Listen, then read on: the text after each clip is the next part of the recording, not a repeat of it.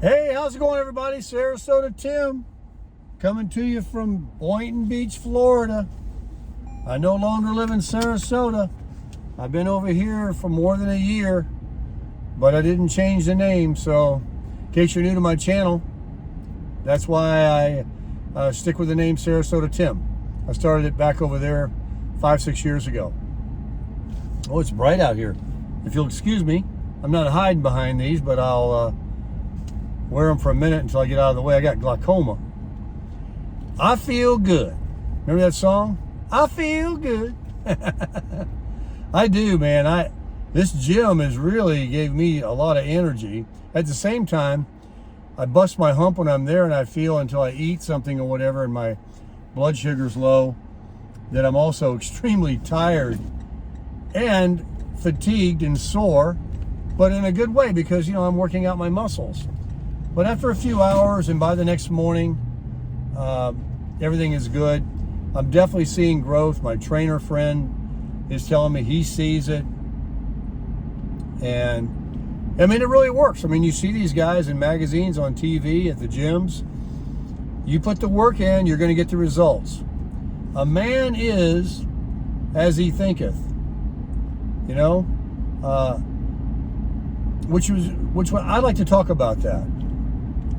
A person, the Bible talks about, you'll know them by their fruit. When people are gentle speaking and complimentary and look at you and listen to you when you talk and offer to help you, they're not,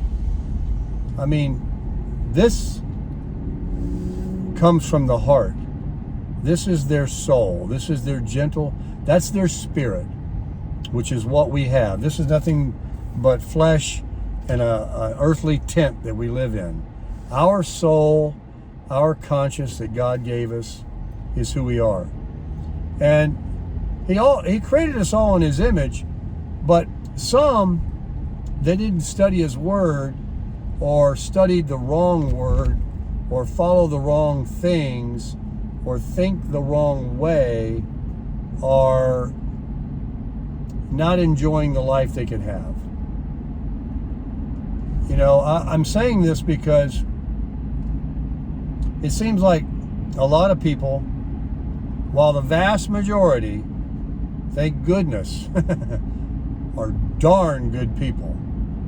I'd like to think that I'm one of them. I'm not perfect, neither are you, but if you just, give everybody the benefit of the doubt or realize everybody has an opinion or, not so dogmatic or, maybe you might know what I'm sort of edging at, but I have always been a kind of a person that is sensitive but not, because I've been in sales my entire life. But hey, I bleed like anybody else. You cut me, I can take a lot, but nobody wants to be called high smelling and low down. That was from True Grit. You remember that one? I got all the lines. And there's a lot of truth in that. You can hurt someone with words. You can say something.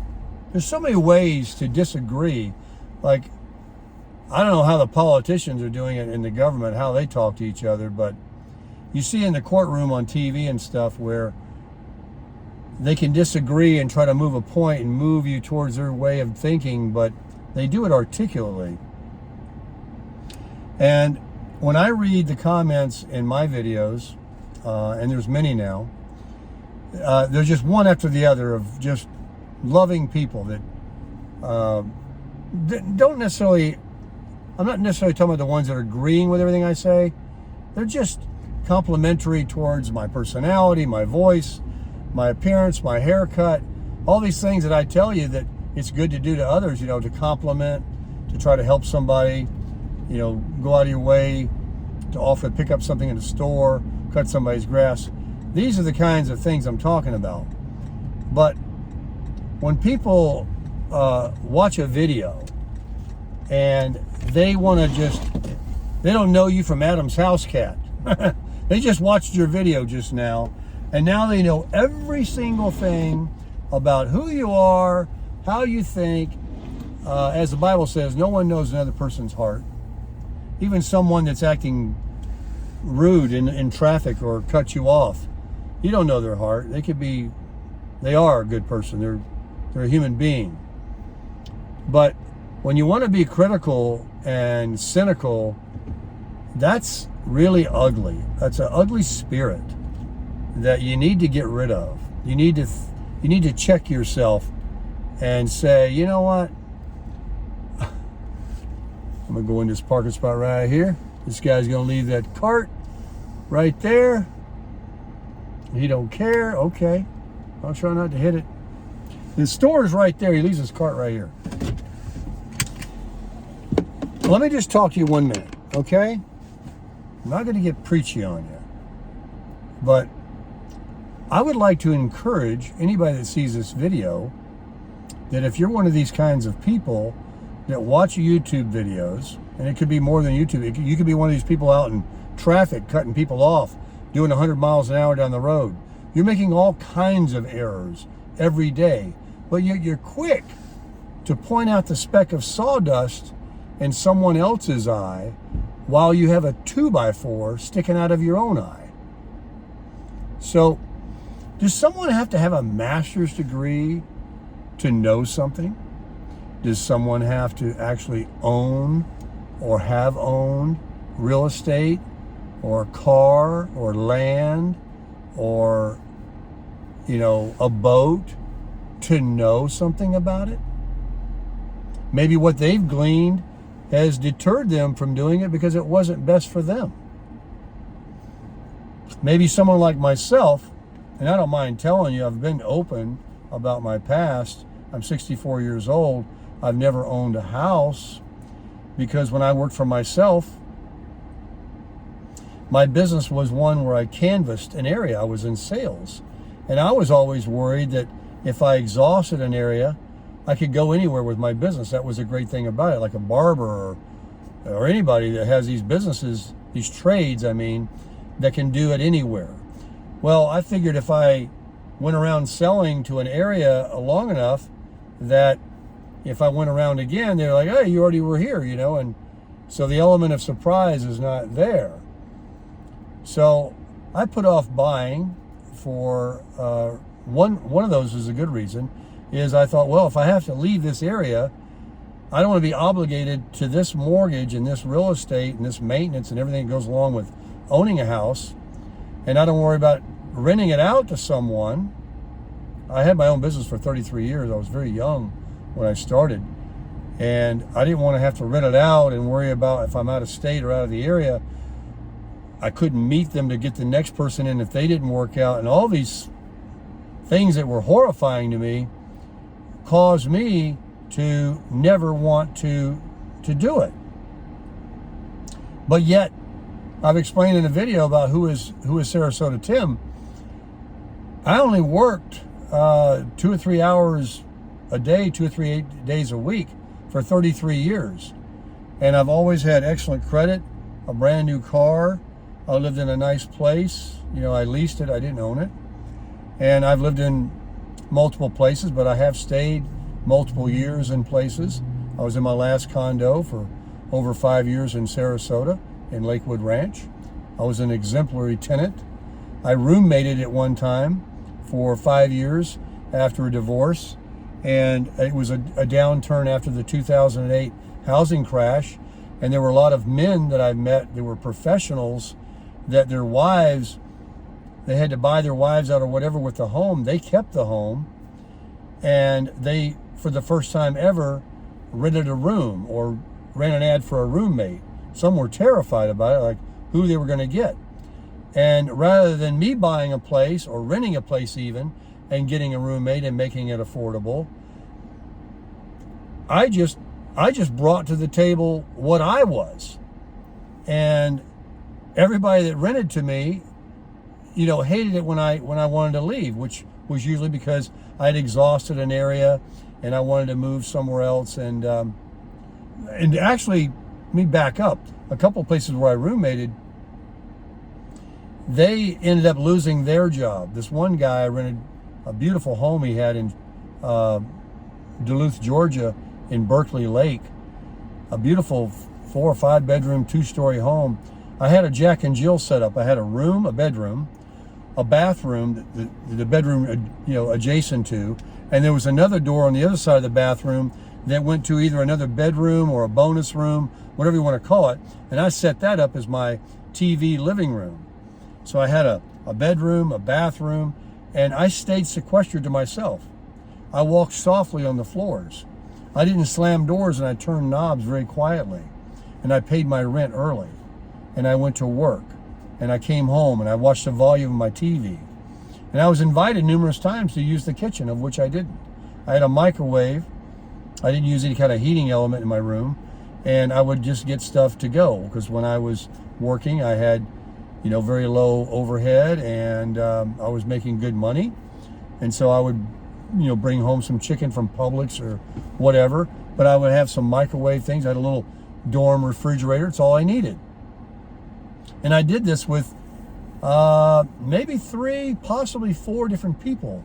But I was going to say a moment ago, that person kept putting resumes in, and he was in sales also, but they would end up letting him go. He got these jobs where they got 401, and he was able to swindle somehow, getting some kind of bonus when he joined, because it was a salary plus commission. And he was a collegian, he was a college educated guy, and but they they ended up letting him go, and he just couldn't swing the house even with my rent. So he gave me heads up, and I moved right away. And he was kind of like shocked, because he wanted that one last month's rent. He was surprised that I was able to move that fast, but somebody nabbed me up. And then before I moved back to Florida, I was in another place. The guy had a house that was of the same builder. It had the same floor plan. I had the same Jack and Jill's set up. He also was a little reluctant to do this, but he got a divorce, and he needed some income coming in, and he was milking the unemployment. And then he took me in, and it seemed to work for him for a while. In fact, he was still there when I left, but when I wanted to come to Florida. And in the beginning, he was trying to be cautious, and now, like today, they run background checks and credit checks, or at least a background check to make sure you're not a child molester or whatever, and I don't blame him. But he wanted me to prove to him that what I said, that I was like 5 years with this other guy with the same kind of house, and I'm who I am. So he said, well, let me just see like a tax return. So I've got every tax return from 1977, and I keep them in this briefcase. And I started bringing them out, and I show him, it has my address that I said where I lived, and it was kind of like a proof, that I have income, I have my own business, and the address every year on my tax return was that same address when in Berkeley Lake. And I started throwing them down to him. I got about 4 or 5. He goes, that's good. That's good. So I brought to the table, what I can deliver. Instead of me renting a house or buying a house or renting it out to somebody, I didn't know what I was going to get. But at least I know what I could bring. So when comments are made about, oh, what does he know? Or he's never owned a house, how can he speak with any authority? I mean, if you go to school and you get good grades and a scholarship, but you don't become a teacher, does that make you less than the teacher because the teacher is a teacher? I mean, it makes no sense to say things like that. When people that have all this college education or have owned 16 homes and they make $200,000 a year, and they want to look down their nose at someone that they think, because they choose. You ever known rich people that live in a camper? I could take you over here to Briny Breezes in Boynton Beach, where almost everybody's a millionaire, and they're living in trailers, and they have been for years. If someone chooses to live like that, that doesn't mean they don't have smarts. You could be the kind of person that has all these things I just mentioned, education, you've owned multiple homes, you make 200 grand a year, you make $1 million a year. And you got a brand new car, a new Cadillac, a new Lexus, and you don't know half of what that car can do. I see them every day. I help people with their iPhone all the time because I'm techie. They have no clue what their phones can do and the shortcuts they can use to make their lives so much simpler, to remind them of things when they pull into a place, to make a shopping list. People don't know half the things these cars do. They don't even know about cruise control. I mean, simple things. But they're got the Cadillac, they got the Lexus, and they got a big home. They're on the ocean, or they're in the fancy development over there, and they got their Mac, and they get on YouTube and they watch a video and they see a title and they look at this person and they like, he couldn't possibly know more than me. That's why I'm trying to encourage people. If you want to be happy, it's really simple. Change the way you think. Stop looking at certain things. Stop talking with a potty mouth. Start being kind. Start sharing favors. Giving compliments. Giving your money if you can. If you comment and you are in complete disagreement with me and it's articulate, not a problem. Not a problem. I don't know everything, folks, but I don't have to have owned a home. I don't have to live in one now. I don't have to have finished high school or went to college. I don't have to have, grown up in the same town. I don't have to have had the same parents that never got divorced. I don't have to have any of the things that some people want to grade that you have to be kind, loving, smart, successful, handsome, healthy, genuine, honest. Because I'd like to be all of those things. I'm not perfect. I'm not them all the time. But it's my goal every day is to encourage you to be that, and for me to continue to grow that way, so that nothing strikes us down. You never know how the good Lord will say, I'm not saying he's a revengeful God, that he's going to strike you down with something if you're mean to somebody. I'm not saying that. But I'm saying that you might miss some opportunities. You might miss that promotion. You might miss, that house you wanted to get, or that bid you put, or that woman you wanted to meet, or that man you wanted to meet, or that trip you could have got, or that whatever. The blessings that I find that cross my path every single day, or at least every single month, that I only know are just from God, that they couldn't have come any other way. And I know it's from sowing good seed. And I'm never perfect all week. I'm never perfect maybe even all day. I'm a human being. I put my pants on one leg at a time like you. But I might be able to go longer throughout the day than some other people that, want to just constantly. There used to be a saying that if you're running into a-holes all day long, maybe it's you. When you think everybody you meet is a problem, maybe you're the problem. So get over your cynicism. Get over yourself. Associate with the lower. God says, humble yourself and he will exalt you.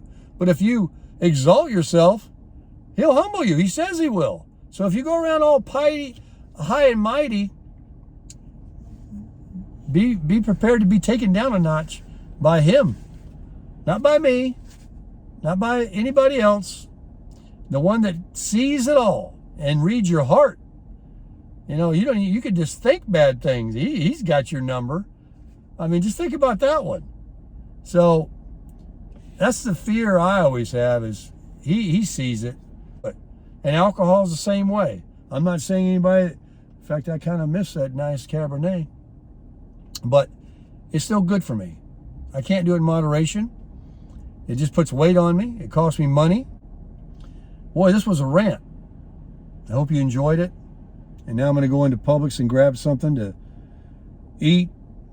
And talking about failing, the last few days, I'm going to be honest with all of you right now.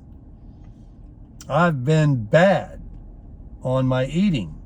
Not like horrible, but, you know, I'm supposed to not have carbs, bread, fried foods, all these things, because I'm going to the gym, you know, and I'm running and I'm doing, you know, weightlifting. Today I ran on the treadmill for the first time. I'm going to introduce more cardio in my workout.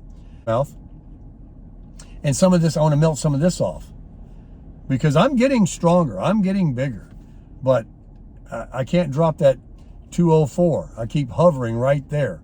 I need to be 190. I need to melt some of this off.